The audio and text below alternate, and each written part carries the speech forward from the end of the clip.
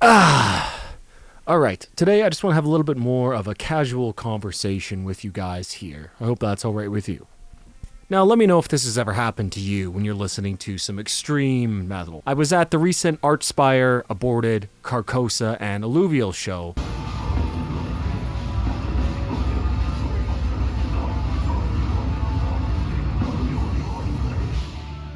And as I was standing there watching the 300 beats per minute blast beats and the 8-string sweeps, I just sort of thought to myself, this all just kind of sounds like noise. Why do I like this? And it sort of really got me thinking, why do we like metal? Why do I like music this intense and this aggressive? You know, like, I swear I'm not a weird guy.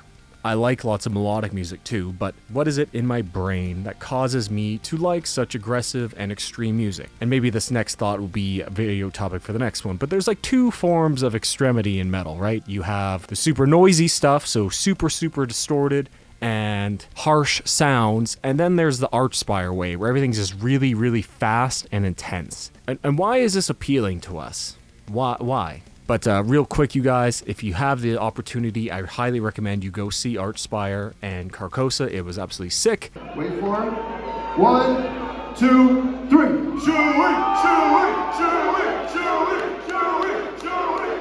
All right.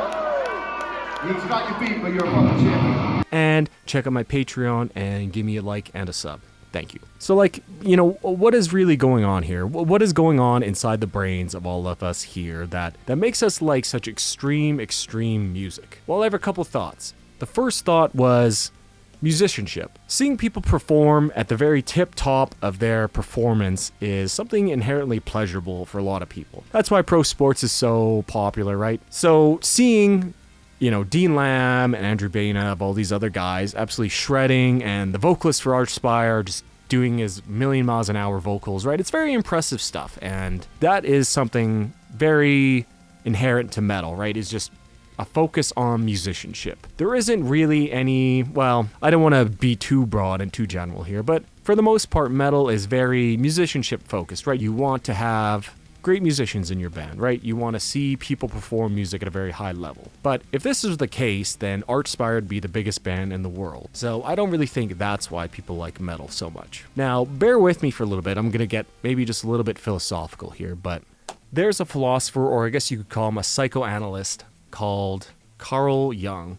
And you might have heard him through a couple other people, but he likes to describe a part of the human psyche known as the shadow. This is where all the bad parts of you live, where, you know, the negative resides, right? And in order to become a full, complete human, you must embrace the shadow. You must take stock of it and become complete. You must embrace it, right? Now, music. What is the point of music? Music is made to express emotions through audio, essentially. You know, dancing makes people want to dance. It's joyous, or it's celebratory, or it's dark, or... you know what I mean? So, the way I look at it is metal and all its various subgenres is essentially music's shadow. Music's trying to express the whole gambit of human emotions, right?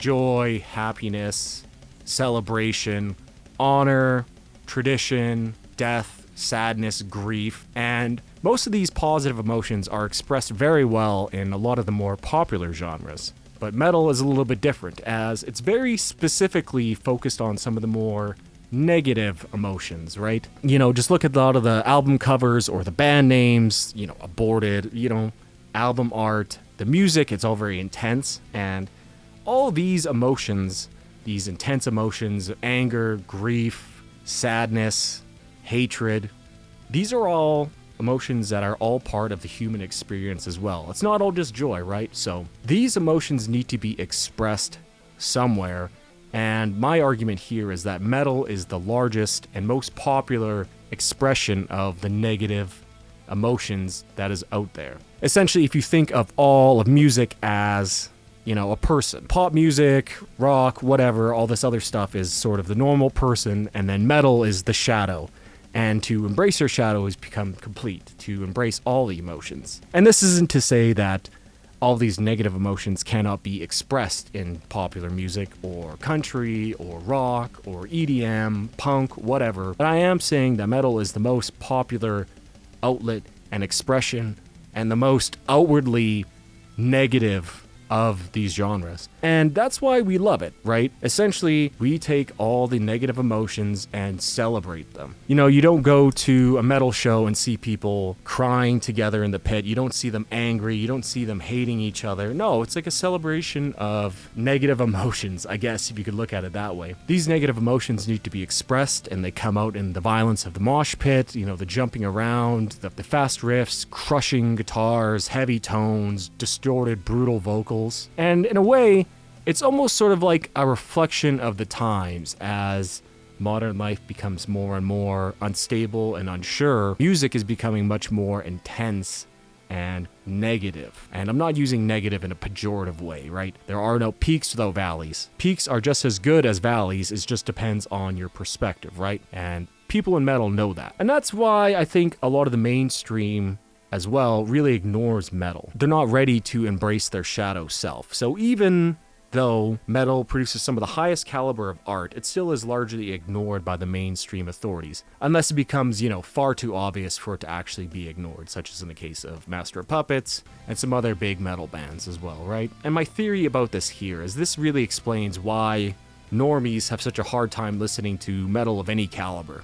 You know, sure, you may play them Iron Maiden, and to you, this may sound light and it's very catchy and upbeat, but to another person, to a normie, person who doesn't listen to metal, it is uncomfortable to embrace these emotions. Iron Maiden sings about war, about the devil, about history, conquering, plundering, glory, right? These are very uncomfortable emotions in today's society. So it has to be expressed somewhere, right? You can't just bottle up all these emotions socially, culturally, as people and expect the outcome to be good. Metal is the outlet, is the societal outlet for all these emotions. Just look at the artwork, right? And one of the examples I really like to point to here of society and the negative side of society being reflected in art is the Dadaist art that came after World War I.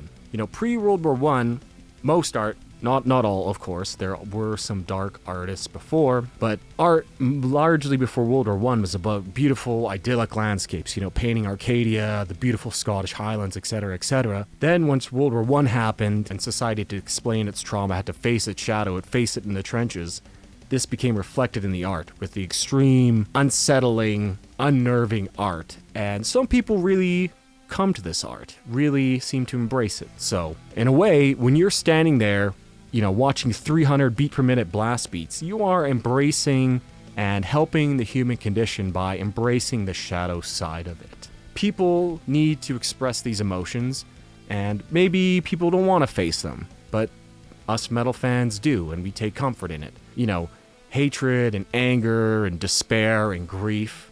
These are all valid emotions that are fully part of the human experience. And so even when you experience these emotions in real life, which of course it's not fun, these emotions need to be celebrated somewhere. And it's better if they celebrated through music rather than bubbling up to the surface in other more negative ways. Now, I hope this didn't come off as too rambly, and I hope you're trying to get what I'm saying here. Essentially, metal is just the shadow side of music.